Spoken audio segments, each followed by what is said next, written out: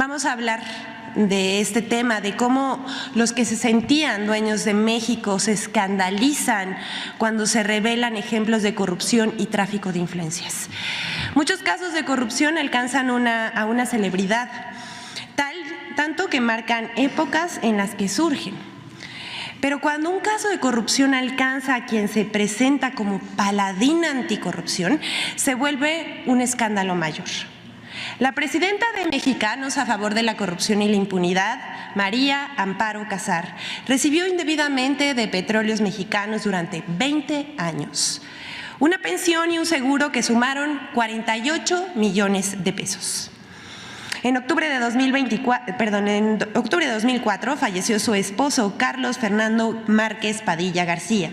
Se quitó la vida en las instalaciones de Pemex. Aunque el dictamen pericial concluyó que se privó de manera voluntaria de la vida, en Pemex actuaron en ese tiempo como si se tratara de un accidente y establecieron una pensión de 125,000 pesos mensuales para Amparo Casar. Debido a una denuncia, Pemex revisó el caso de Márquez Padilla y la pensión de Amparo Casar. En febrero de 2024 se le suspendieron los pagos por prestaciones y se realizaron las denuncias contra quienes participaron en las instancias correspondientes. Estos son los hechos. En respuesta, la presidenta de Mexicanos a favor de la corrupción asegura que no sabía que su marido se quitó la vida, ya que dice que siempre pensó que habría sido un accidente de trabajo. ¿No les parece extraño? Porque es difícil creer que cuando sus abogados pidieron cambiar el dictamen pericial para que se estableciera que el fallecimiento fue por un accidente de trabajo y no por suicidio. Es una ironía que quienes en los últimos años alegan tener el monopolio de la verdad y del combate a la corrupción, la realidad es otra, que estén implicados en actos de corrupción.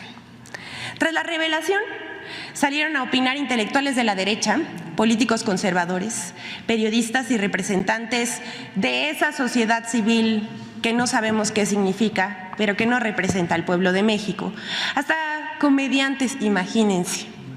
Se escandalizaron por la difusión de datos personales y atacaron al presidente de la República. Hay que decir, muchas de esas aseveraciones fueron mentiras, ofensas y ataques sin fundamento.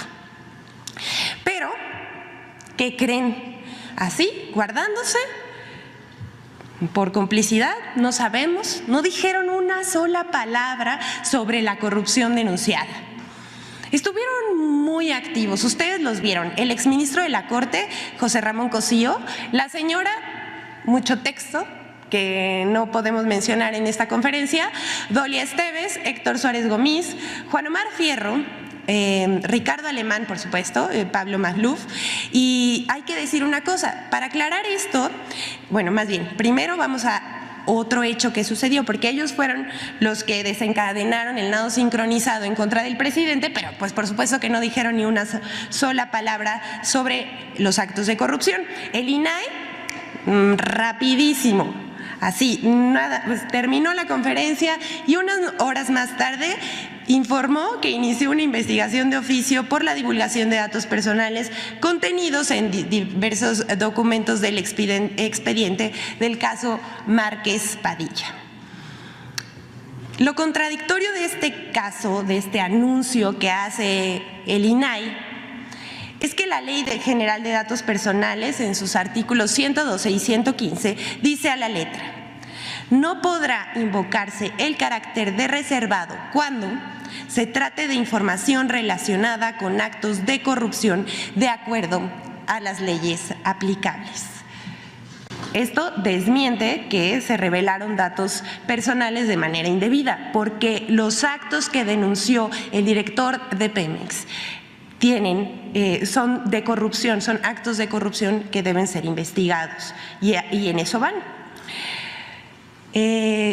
También lo que reveló el director de Pemex es un acto de tráfico de influencias, delitos, decía yo, investigados por las autoridades competentes. Más tarde, la asociación dirigida por Casar y fundada por Claudio X González Jr. emitió una carta firmada por muchos personajes de la oposición, periodistas, los que llamamos abajofirmantes, como Lorenzo Córdoba y Ciro Murayama. Ustedes recordarán que estos dos personajes no solamente son opositores al gobierno del presidente Andrés Manuel López Obrador, sino también fueron consejeros del INE, un INE demasiado opaco. Raúl Trejo, José Goldenberg, Enrique Krause, Leonardo Curcio, Héctor Aguilar Camín y Ciro Gómez Leiva. ¿Les parece raro que ellos sean los abajofirmantes? A nosotros no. Las respuestas no se hicieron esperar. Miren, después de esto siempre hay una luz al final del túnel y hay personajes en las redes sociales que forman su propio criterio y publican cosas como estas. Gracias a Jorge Barrientos, que escribió: ojalá que con la misma vehemencia que defienden la pensión de 120,000 pesos de Amparo Casar, defendieran la de los ancianos que cobran 6,000 pesos. Y es absolutamente cierto, ellos nunca se han pronunciado a favor de los programas sociales ni por la vejez digna, pero sí por una señora que se enriqueció presuntamente con el dinero del pueblo de México. Hasta aquí lo expuesto para que cada quien forme su criterio sobre los hechos. Y vamos a exponer también sobre este caso qué pasó en las redes sociales, sobre todo en la red social X. Más del 80% de las cuentas que defendieron a Amparo Casar también participan en la campaña de #NarcoPresidente. En la última semana, tras darse a conocer el caso de corrupción de la presidenta de Mexicanos a favor de la corrupción, se lanzó una campaña en redes sociales para apoyarla y atacar al presidente. Estas son, estamos viendo en la pantalla, las principales cuentas que apoyaron en X a Casar. Ustedes las están viendo, hay algunos personajes que por supuesto no podemos mencionar, pero a los que sí es a Claudio X González, Emilio Álvarez y Casa, Jorge Triana, Mexicanos a favor de la corrupción, Sociedad Civil MX, y decía yo, es un largo etcétera, pero estas fueron las 10 principales cuentas con más alcance que apoyaron a Casar y atacaron al presidente. Lo más interesante de esto es que 8 de cada 10 cuentas que defendieron a Amparo Casar en redes también impulsaron la etiqueta de narcopresidente en las últimas semanas. Aquí vamos a ver la gráfica.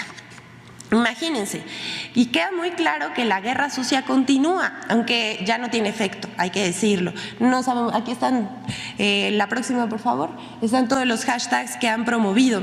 Hay que decir que estas cuentas que promovieron desde el inicio, desde el 31 de enero de 2024, la etiqueta narcopresidente, que es pues de guerra sucia contra el presidente Andrés Manuel López Obrador, también ha apoyado a personajes de la oposición o se ha montado en campañas de desinformación con temas, la verdad es que bastante lacerantes para el pueblo de México.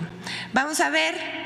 Les decía que del 31 de enero de 2024 al 7 de mayo pasado, más de 494,000 cuentas han participado en la guerra sucia. Se han compartido más de 30 millones de mensajes en la plataforma X, sin contar otros hashtags que tratarían de vincular al presidente, al gobierno y a una candidata con el narcotráfico. Sin embargo, el 95% de estas cuentas que participan en esta etiqueta pertenecen a un troll center con cuentas automatizadas.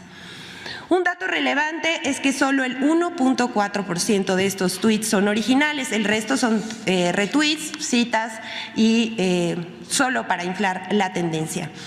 Hemos identificado además 10 cuentas que han dado mayor impulso a las tendencias contra el presidente en la red social X en la semana del 29 de abril al 5 de mayo. Entre ellos destacan otra vez Claudio X González Jr., Javier Lozano, José Díaz Machuca, Sergio Negrete, entre otras, que apoyaron también a la presidenta de Mexicanos a favor de la corrupción.